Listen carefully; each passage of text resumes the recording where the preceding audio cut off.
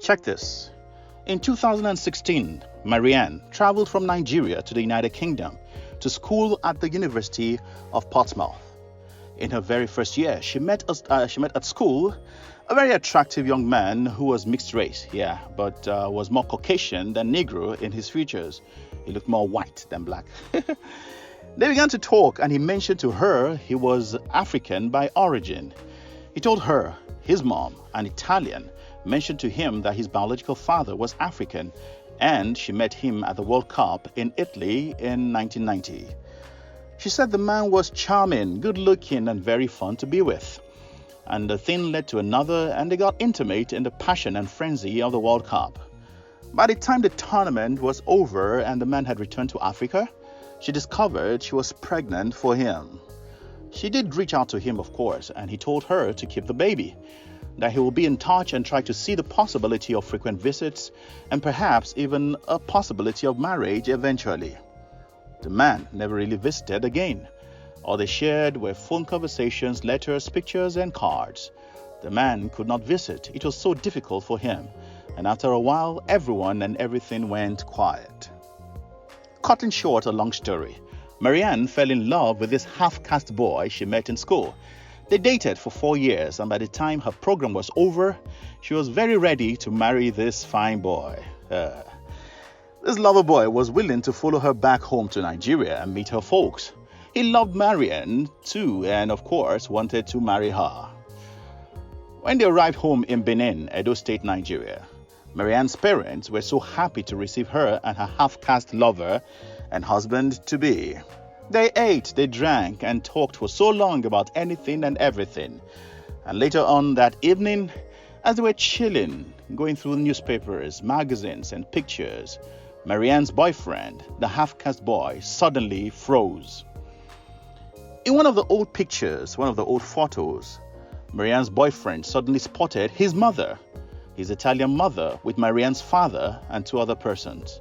The picture was taken at the World Cup tournament in Italy in 1990, Italia 90, Marianne's boyfriend, now nervous, red-faced, and quite anxious, asked Marianne's father if he recognized the woman in the photo. "Yes, I do," was his reply, and suddenly it dropped. How did he not know? And how did it never come to the fore when they were having conversations, discussions, and gist in his 4 years of dating Marianne intimately that they had the same father? Africa is so big. Italia 90 was 26 years ago. His mom still lived and had always lived in Italy. He met Marianne in the United Kingdom, and the mom never even mentioned his father was Nigerian. Maybe she did, he can't remember. Perhaps if Marianne had met his mom even once, somehow, something would have prompted something, and they would have known. Somehow they would have known. So he's been in love and has been dating his own blood sister for 4 good years? The bigger problem now is, how would they tell this father that Marianne is already 3 months pregnant? Research. You see, my dear friend, most great businesses with great potentials are dying today and will keep dying simply because the owner disdains the importance and relevance of research. Most African entrepreneurs hate to spend money on research. Many business owners do not invest in research. Many of them build businesses on presumptions, assumptions, gut feel, and personal opinions. And the business will eventually crumble and bring huge disappointments and losses and damage and heartbreak, just like it did to Marianne, her boyfriend, and the parents. Research is simply the effort to investigate, to confirm and affirm, and be sure the best decisions are being made for the business at every point in time, at least most of the time. Trust me on this. If you see any business making significant progress, growing in market share, expanding in revenue, growing in customer base, within even a very difficult economy, be rest assured the top secret is research. Why do you think the business you're running is a good business, my dear friend? Are you sure the profit you're perhaps making right now is sustainable? Why do you assume your losses is a problem from your enemies, witchcraft, and the satanic attacks? What makes you think that your friend or competitor dressing so well, buying all those jewelry, the fancy cars, is not earning income from other sources and you're assuming it's from the same business you're both into? Who assured you friends and family will buy from you when you start your business? Have you asked those who already own businesses if their friends and family bought from them or are buying from them? Why are you so sure, for example, your clothing business will do very well? Are the people you plan to sell to currently naked? Are they not already buying from somewhere and someone they love and trust? Why should they move to you?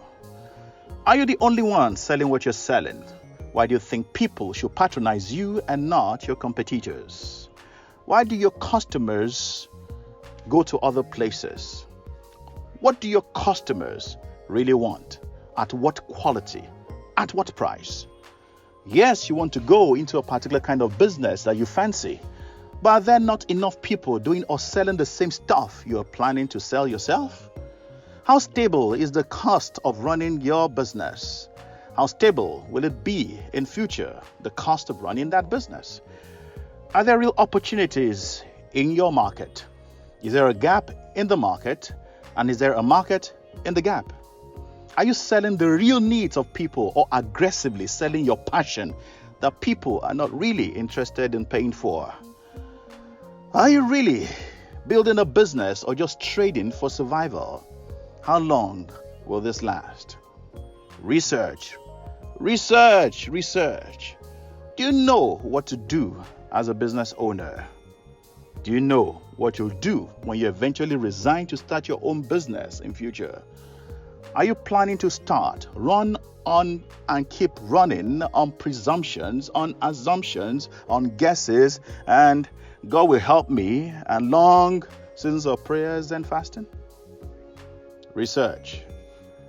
The secret of every significant business growth. You want advice? You want counseling? Or for consultations on how you can start, build, and grow your business profitably? You want to understand and know how to do this research? Simply send me a WhatsApp message on 0706 349 6599.